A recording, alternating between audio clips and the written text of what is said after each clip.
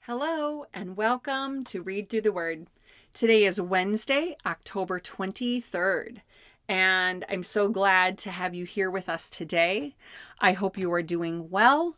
I hope you are enjoying our time in the Gospels. If you're just jumping in, it's totally okay. If you've missed days, if you feel behind, don't worry. Just learn what you're learning, where you're at right now. And that'll be good.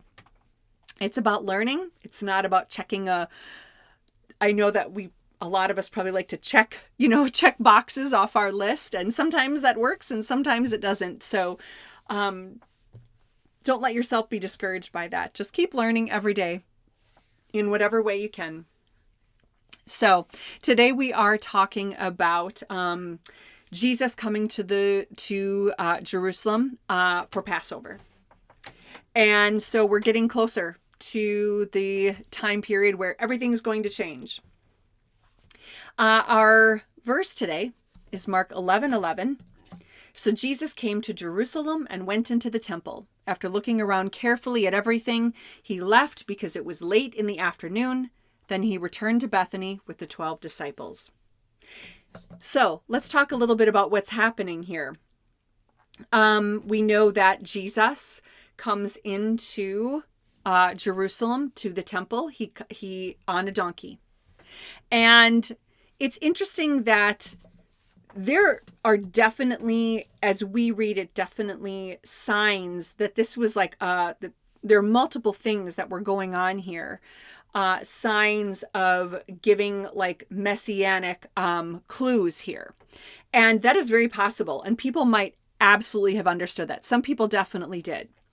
But I found it interesting in a commentary I read that said, although the later Jewish teachers understood the king coming on a donkey, like Zechariah 9:9 prophecy, messianically, it isn't clear that the whole crowd fully understood Jesus's claim as a Messiah at that time. Then we have things. So did they? I don't know. I mean, later, as Jewish teachers looked back at it, they were like, yeah, that fulfilled that prophecy. And, but at the time, did everybody get it? Well, we know they were spreading garments. They were spreading the garments for him to walk through while he was on his donkey. And that definitely represented the idea of, giving royal homage to a king. And being on a donkey itself, would express that. And the fact that it was an unridden, foal. So there are things that you think, wow, these people had some idea that there was a messianic thing going on here. However, there were things that maybe give another perspective. For example, the Romans would have absolutely arrested someone that they suspected as claiming to be a ruler. So it would have been really unusual for someone claiming to be a ruler, like claiming to be Messiah, to come to Jerusalem peacefully, unarmed, since certain death could await such a person.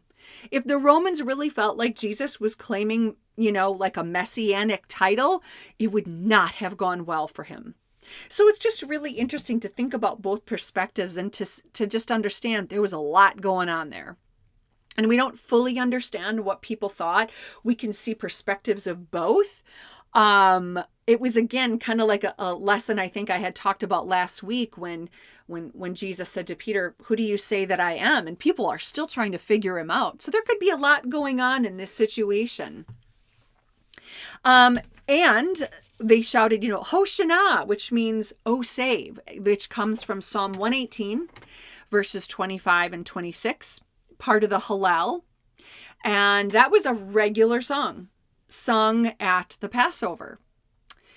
Now, the Passover obviously represented their freedom, right, from the bondage of Egypt.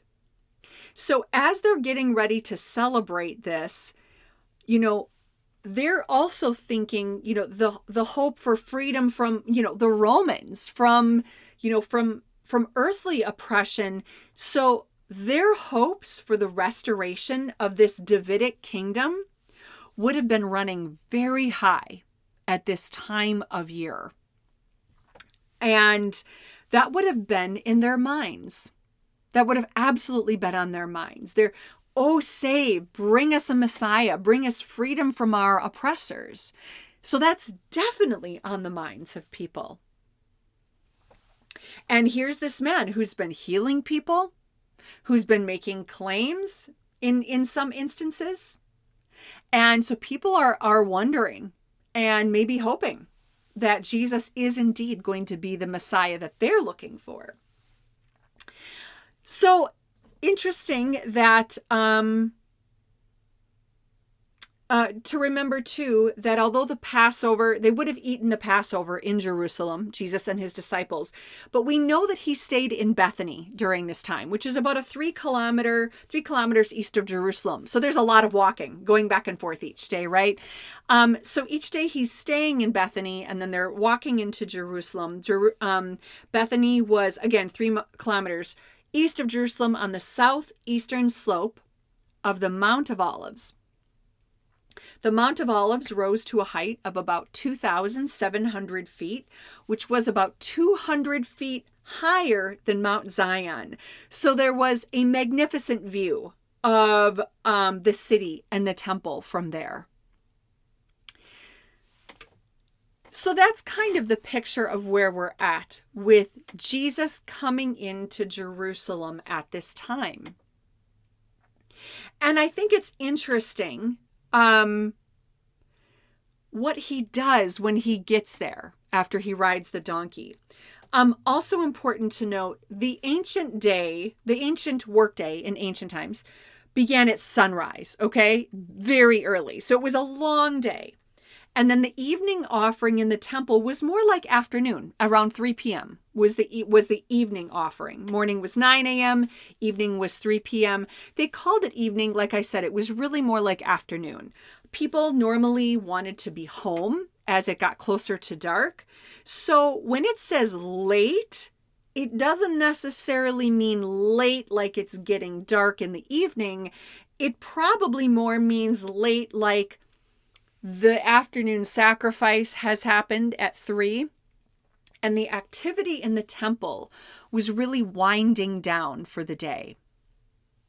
And it's in this context that Jesus, after he's ridden the donkey into, to the temple, or not into the temple, but to the temple, and he goes into the temple, and you think this big thing, like he's riding the donkey people are, waving branches, shouting Hosanna, laying their cloaks down, and Pharisees are saying, stop, don't let them do it, they shouldn't be saying this, and Jesus rebukes them on that. And so there's all this stuff going on, and Jesus rides into Jerusalem, and then he walks into the temple.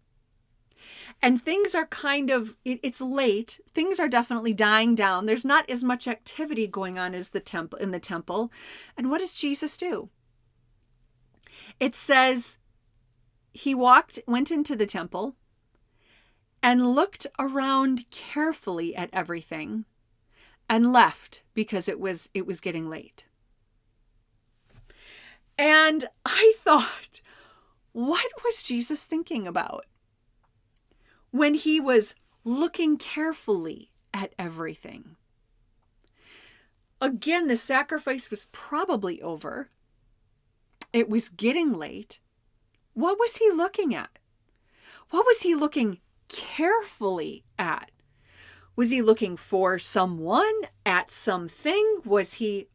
We don't know. But after this big triumphal entry, as we kind of call it, right?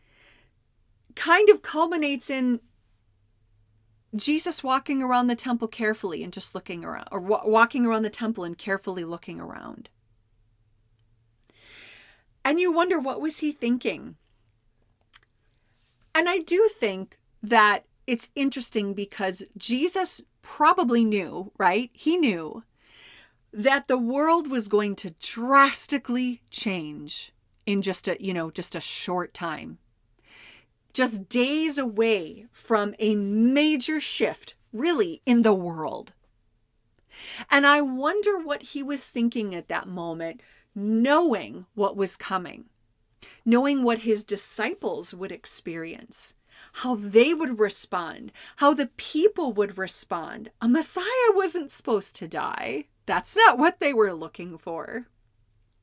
How the Romans would respond, how it would be like for how it would be like for his people, the disciples, just, his mother, all of it, like the whole world, everything was going to come to a dramatic change. And he knew that change was coming. And I wonder if that was on his mind as he looked around. And maybe to the outsider who saw him, or the disciples might have thought, well, what's he doing? What's he looking at? What does he want? If he's just kind of walking around and, carefully looking and studying, and maybe it looked like he was doing nothing. Maybe it looked like nothing was happening, like this triumphal, entry with the donkey and the Hosanna, and he just goes to the temple and looks around and goes home. It maybe looked like nothing is happening. Like, are you going to be the king? Are you the Messiah? Like, what's going to happen here?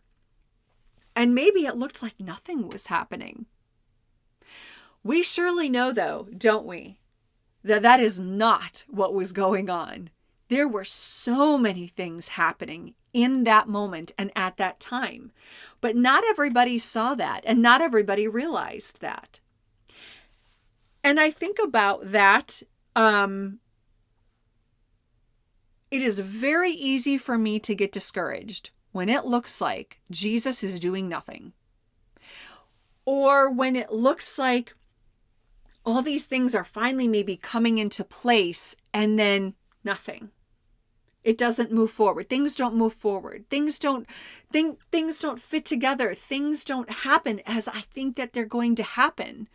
And I just think, I was so sure you were doing something, Jesus.